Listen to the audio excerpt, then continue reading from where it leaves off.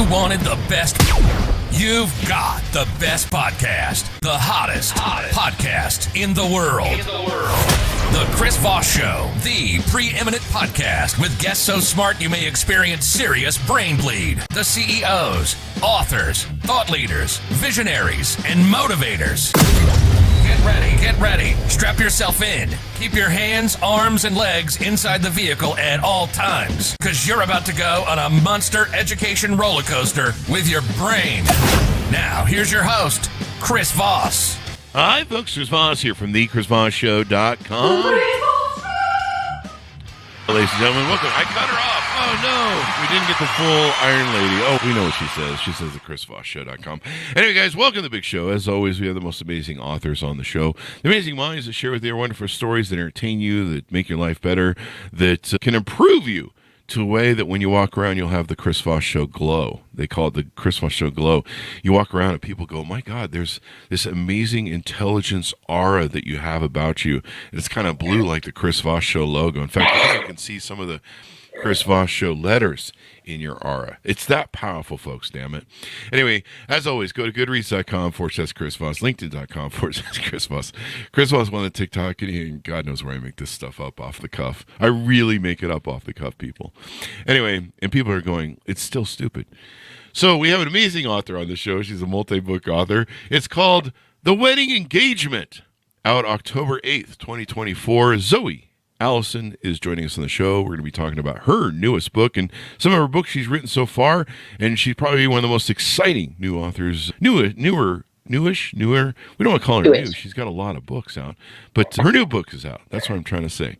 Zoe lives in Scotland with her husband, 2 children, and a massive notebook collection. She's brought up in a mixed-race family in Yorkshire.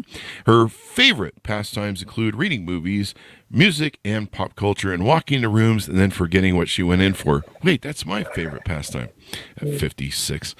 She grew up always enjoying stories about falling in love, but rather than daydreaming or being rescued by a knight in shining armor, she would imagine fighting dragons alongside him. As an adult, she went to medical school, became a doctor. However, as time passed, she began to crave a creative outlet to counter the burnout that her career inflicted upon her, and also to achieve happy endings that were often lacking in real world. Welcome to the show, Zoe. How are you? I'm good, thank you. How are you, Chris? I am excellent. Just still fighting off the COVID muck. 17 days. You know, I think I might be the same because I'm just recovering from, as we call it in Yorkshire, a bit of a lurgy. Allergy. So that means kind of a nasty illness. So I'm still a little bit husky and a little bit bunged up as well. So we're I'm always definitely husky. I have 2 of them, so 2 husky dogs. But yeah, it just sticks with you, man. I slept for 11 hours last night, and I'm like, okay, well, my body must need to get it out of my system. Yeah, it needs it. Yeah. All that healing. So give us any .coms. Where can people find you on the interweb to get you know better? So I've got a website which I do my best to keep updated. So it's amzn.to, and then I'm active on social media, probably mostly active on Talk and Instagram. On TikTok, pretty sure I'm Zoe Allison author on there, and Insta as well. TikTok, I like to make kind of funny book-related content, and Insta kind of keep everything updated with what's happening with the books. So they're the main 2, but I'm on Facebook as well and on X as well, so people can find me there. So give us a 30,000 overview of what's inside the new book. So yeah, this is the bit where us writers go, oh, what is my own book about? I've spent ages writing it, and it's about a person. The Wedding Engagement is a contemporary romance set in the Scottish Highlands. I live in Scotland, and it's about Liv Holland, who is a nursery school teacher, and she has carried a torch for her brother's best friend, Aaron Adebayo, for years and years. But he's always been in a long-term relationship, and he has a young son with his partner. But then the previous year, Aaron's fiancée left him a few weeks before their wedding. Since then, Liv and Aaron have become close friends in their own right. And Liv has helped Aaron with childcare for his 4-year-old son, who is about to start in her nursery school class.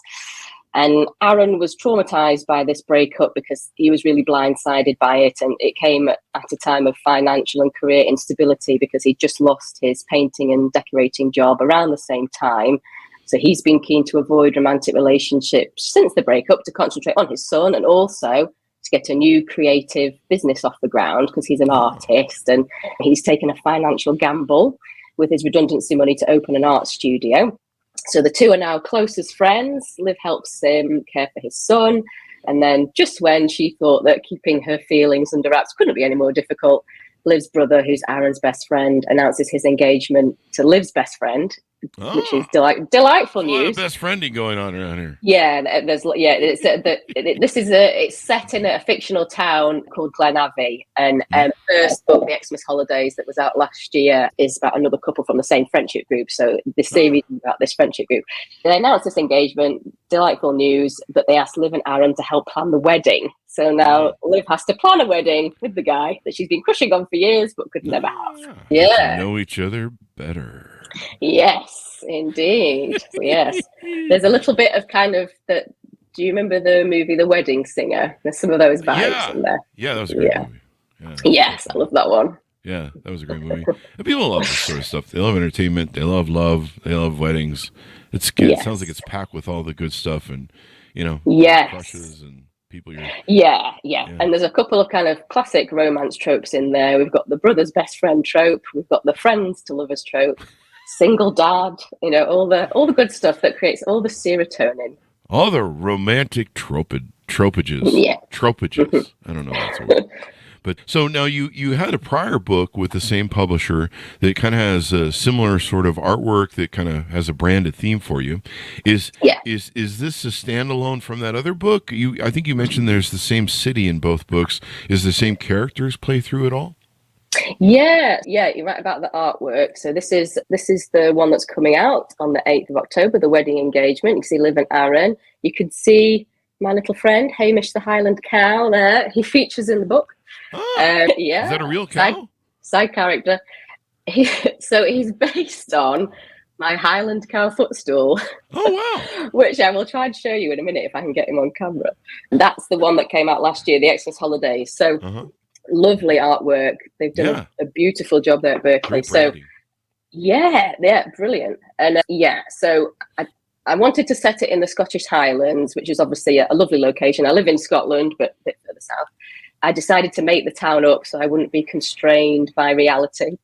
So the first book is about another couple from the same friendship group in Glenavi, and the hero from the first book and the heroine from the second book that's coming out soon, they are twin siblings, and they're all friends together. So, yes. There's a lot of friendships going on here. But that's probably the foundation for love, is being friends first, right? Yes. And in this case, it is. In the first book, they were kind of enemies to lovers, really, but yes. Those are the best loves, the ones that are enemies and then, whatever. Yes, they turn it round. I'll just see if I can get Hamish the Highland Cow footstool on camera to show you. I'm still trying to get all the women who hate me to turn around and love me, so there's that. I don't think it's going to happen. So, there you got the bull, the cow. Yeah, so he's kind of based on him, yeah. All right. So tell us a little bit about yourself. How did you grow up? When did you start writing? When did you find you had a passion for it or a knack for it? And, you kind of took some side roads before you became I imagine you're a full-time writer now, or where you at? No, I'm still a full-time doctor and then try and fit the writing in on the side. So, Does this that's look fun. infected to you? No, I'm just kidding. That's the joke I pull on every doctor at a party. I go, hey, can I show you something that looks infected? I just need a second opinion. Can I show you my rash? Can I show you my rash? And they're just like, I'm at a party, damn it. For real. No, they're always serious. But it's always a funny joke. It's like when I go to bars and there's a band, I always yell, "Play Freebird!" I'm that asshole. Tell us about yourself, your upbringing and stuff. So I'm not from Scotland originally, but I'm married to a lovely Scottish man and I have two Scottish children. So I'm from Yorkshire in northern England originally, but I moved to Scotland when I was 19 to go to medical school and then stayed from there. I never thought of myself as a creative person. I had, I think, this kind of unrealistic expectation that, you could either be a science geek or you could be, a book nerd, and you couldn't be both. You couldn't be a creative if you were a science bod. I never thought of myself as a creative person, and then went to study medicine, only ever read medical textbooks. I had previously really been into fiction, but kind of didn't lose the love for reading, but just never had the time for it really. And then had a young family, and the only books I was reading were children's picture books, which I still really enjoyed. Oh. And then I can't remember why, but it just kind of took my fancy to do a creative writing course, specifically to write children's picture books, probably because that was all I was reading at the time in terms of fiction. I did that, and then I won a ebook for my Kindle. I was able to choose one of 3 books, and I chose a Sarah Morgan one, who's a fantastic romance and women's fiction author. Hadn't read any of her stuff before. Read it, absolutely loved it. It just was optimistic and effervescent and created all the good feelings. And I remembered, actually, I did used to really like reading, particularly, these sorts of stories when I was younger. And I read her back catalogue, and then there was just kind of something that clicked and made me think, oh, I wouldn't mind having a go at this, putting my own spin on it. And, kind of remembering that back when I was at high school, I was also good at English language, English literature. They were passions as well, but I think science just kind of overtook a little bit. And then when I went on to do medicine, that took over.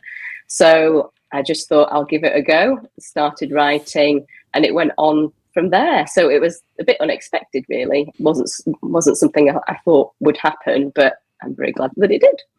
And the rest of we are, and your fan base that really loves your prior book, and I'm sure they're going to love this book when it comes out on October 8th. So what do you hope people come away with when they read your books? What do you hope that when they get done, they're like, wow, that was something? Yeah, I think the biggest compliments I've had, someone said to me that when they read the first one, they were sad when it ended because they felt like the characters were their friends and they were going to miss their new friends. So that was really lovely. And I think when someone says, because I try and infuse humor into them so that they are kind of, more rom-coms, I suppose.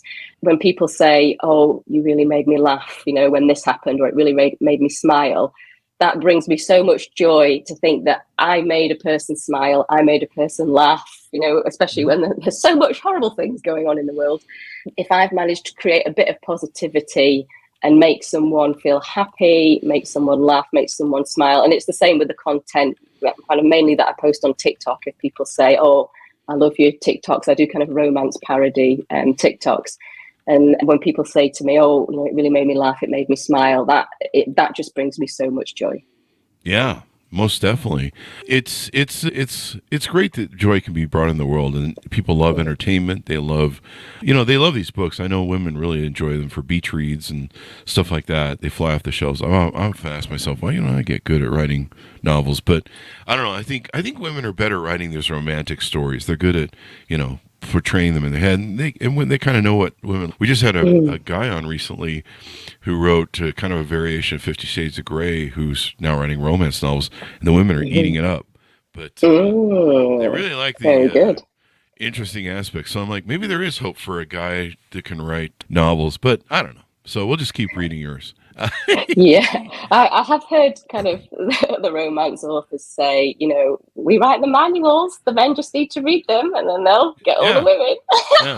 I mean, my novel will be like, guy meets girl, they fall in love, the end. Go right to the, it's a quick one. Go right to the end part, yeah. Get to the point. Yeah. So I think you mentioned there's a future book you're working on, or that's in the works. I'm kind of working on a few different things altogether at the moment. I'm kind of waiting to hear what might be next for Berkeley, who have published these ones. There's a third in this series about another kind of couple from, it's kind of a 6-strong friendship group. So their one is planned, but there are also some other ideas for another Christmas-themed romance. Kind of the holiday romances are really big things. People love those. And then I also have some ideas that I'm working on for, I suppose, what you call more speculative romance, where fantastical things happen, the kind of witchy romances and time slips and all these sorts of things where kind of more fantastical things occur. Yeah, yes. People like that sort of stuff, time traveling through romance. Yes, yeah. It's all good escapism, isn't it? Mm-hmm. Yeah. Yeah, it's pretty wild, escapism. We need entertainment. We need escapism, and sometimes you learn stuff. Maybe you learn how to love better, be better, and all that good stuff. So as we go out, Zoe, pitch people on where to pick up the book and the final thoughts and your .com so that people can find you on the interwebs. Yeah, if people pop on my website, amzn.to, there's links to all my books on there. You can get them on Amazon, and in the States, it's kind of pretty broadly available in stores as well. And then I'm Zoe Allison, author, on Instagram and TikTok, on Facebook and X as well.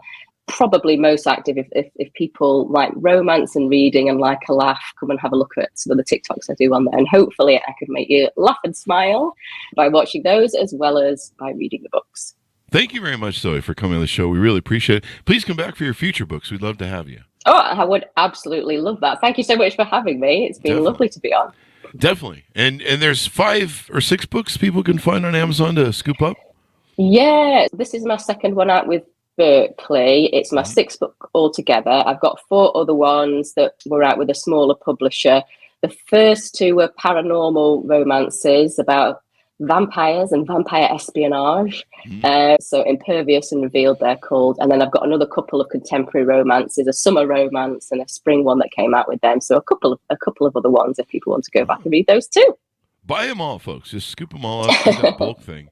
I think there's a big sale coming up or something, or I don't know what's going on. Maybe it's a Walmart sale that I'm thinking of. Just buy them all, folks. Read them all and entertain yourselves. You'll have something to do through the holidays. So thanks for coming on the show, Zoe. We really appreciate it. Thank you very much for having me. A delight to be here. Thank you. All the way from Scotland. Yes. Order up her book wherever fine books are sold, folks, out October 8th, 2024, called The Wedding Engagement. And check out our other books as well. Go to goodreads.com/Chris Voss, LinkedIn.com/Chris Voss, Chris Voss, one of the TikTokity, Chris Voss, Facebook.com, and all those crazy places on the internet. Be good to each other. Stay safe. We'll see you next time. And there we go.